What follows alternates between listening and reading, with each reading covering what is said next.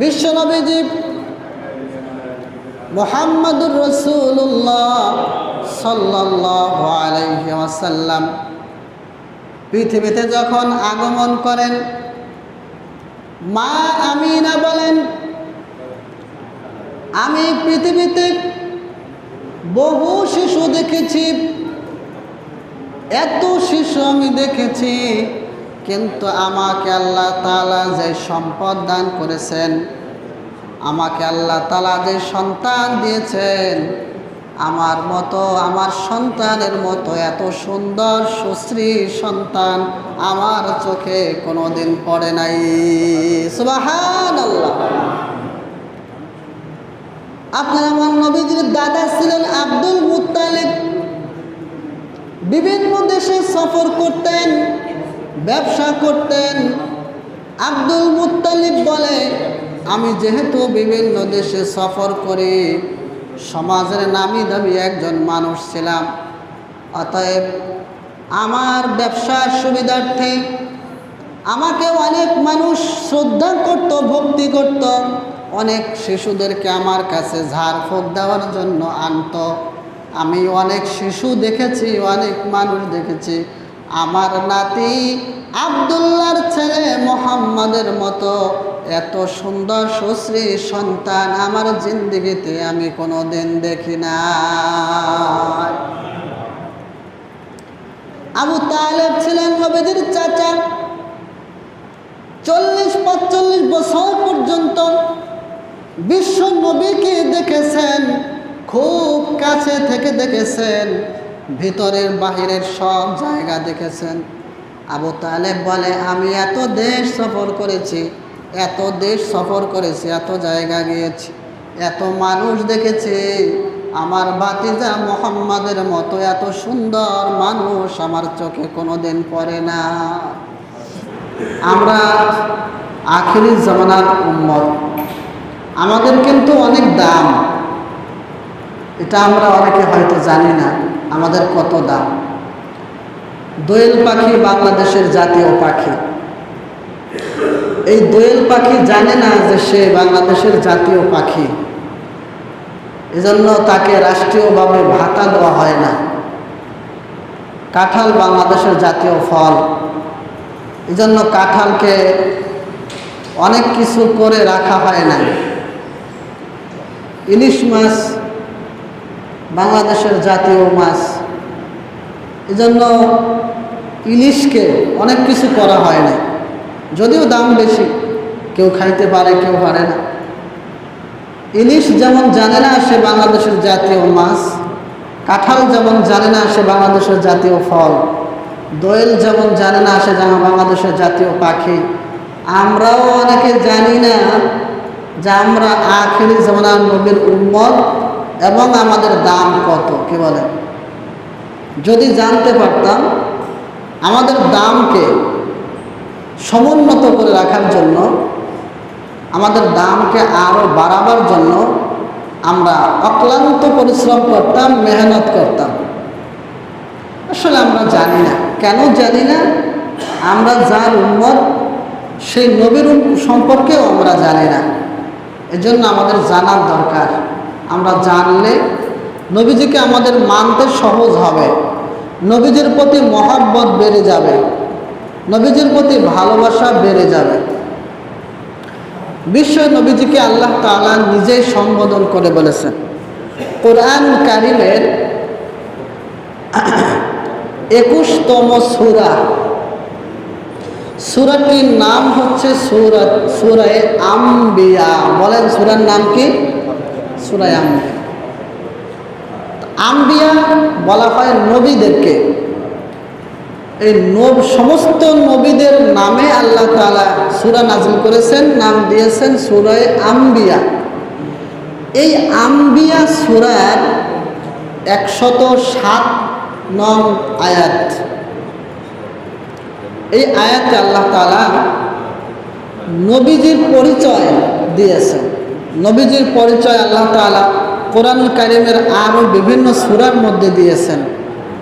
তার মধ্যে এই আয়াত একটি আয়াত আমার ব্যক্তিগতভাবে মনে হয় আমার ব্যক্তিগতভাবে মনে হয় এবং অনেক মুফাসসিরদের মত যে নবীর সম্পর্কে নবীর ইজ্জত সম্মান বাড়াবার জন্য এই একটি আয়াতই যথেষ্ট।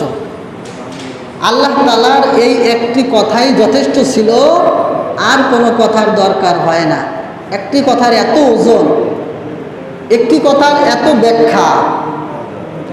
আল্লাহ তাআলা কোরআনুল কারীমের মধ্যে ইরশাদ করেন, ওয়ামা আরসালনাকা ইল্লা রাহমাতাল লিল আলামিন, সূরা আম্বিয়া আয়াত নম্বর 107।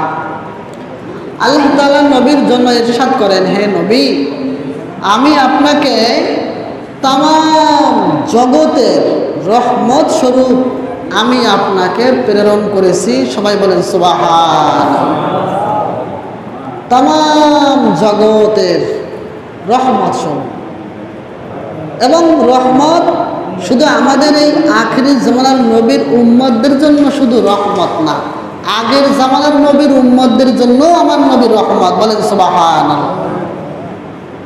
আগের জামানায় আমরা যে উম্মত, আমাদের আগে যত উম্মত গত হয়ে গেছে তাদের জন্য আপনার আমার নবী রহমত, এবং আমাদের নবীর আগে যত নবী, লক্ষ লক্ষ পয়গম্বর, লক্ষ লক্ষ নবী রাসূল আল্লাহ তাআলা দুনিয়াতে পাঠিয়েছেন, তাদেরও জন্য আপনার আমার নবী রহমত। সুবহানাল্লাহ।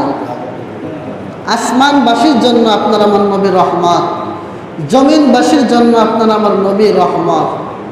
আসমান এবং জমিনের মধ্যবর্তী জায়গায় যা কিছু আছে, যা কিছু আমরা দু চোখে দেখি আর না দেখি, আল্লাহ তাআলার সৃষ্টি যত দূর, সব কিছুর জন্যই আপনার আমার নবীকে আল্লাহ তাআলা রহমাতুল লিল আলামিন করে পাঠিয়েছেন। সুবহানাল্লাহ।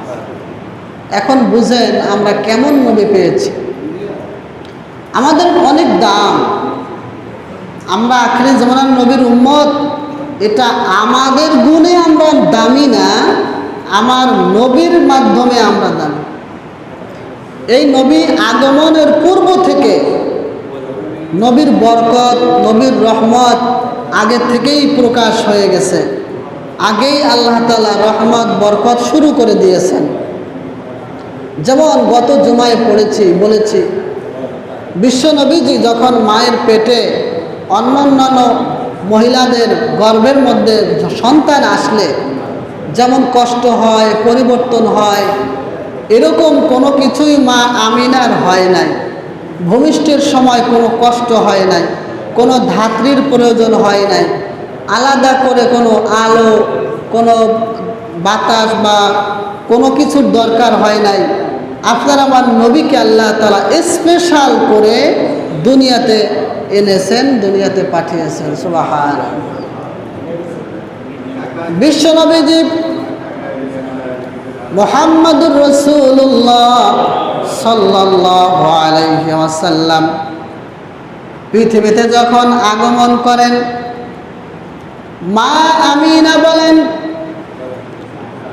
আমি পৃথিবীতে বহু শিশু দেখেছি, এত শিশু আমি দেখেছি, কিন্তু আমাকে আল্লাহ তাআলা যে সম্পদ দান করেছেন, আমাকে আল্লাহ তাআলা যে সন্তান দিয়েছেন, আমার মতো, আমার সন্তানের মতো এত সুন্দর সুশ্রী সন্তান আমার চোখে কোনোদিন পড়ে নাই। সুবহানাল্লাহ। আপনার আমার নবীজির দাদা ছিলেন আব্দুল মুত্তালিব। বিভিন্ন দেশে সফর করতেন, ব্যবসা করতেন।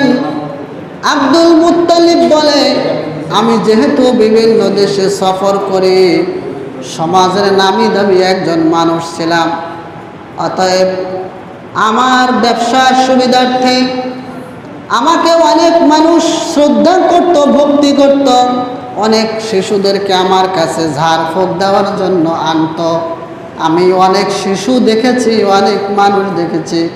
আমার নাতি আব্দুল্লাহর ছেলে মুহাম্মাদের মতো এত সুন্দর সুশ্রী সন্তান আমার জিন্দেগিতে আমি কোনোদিন দেখি না। আবু তালেব ছিলেন নবীজির চাচা। 40-45 বছর পর্যন্ত বিশ্ব নবীকে দেখেছেন, খুব কাছে থেকে দেখেছেন, ভিতরের বাহিরের সব জায়গা দেখেছেন। আবু তালেব বলে, আমি এত দেশ সফর করেছি, এত দেশ সফর করেছি, এত জায়গা গিয়েছি, এত মানুষ দেখেছি, আমার ভাতিজা মুহাম্মাদের মতো এত সুন্দর মানুষ আমার চোখে কোনোদিন পড়ে না।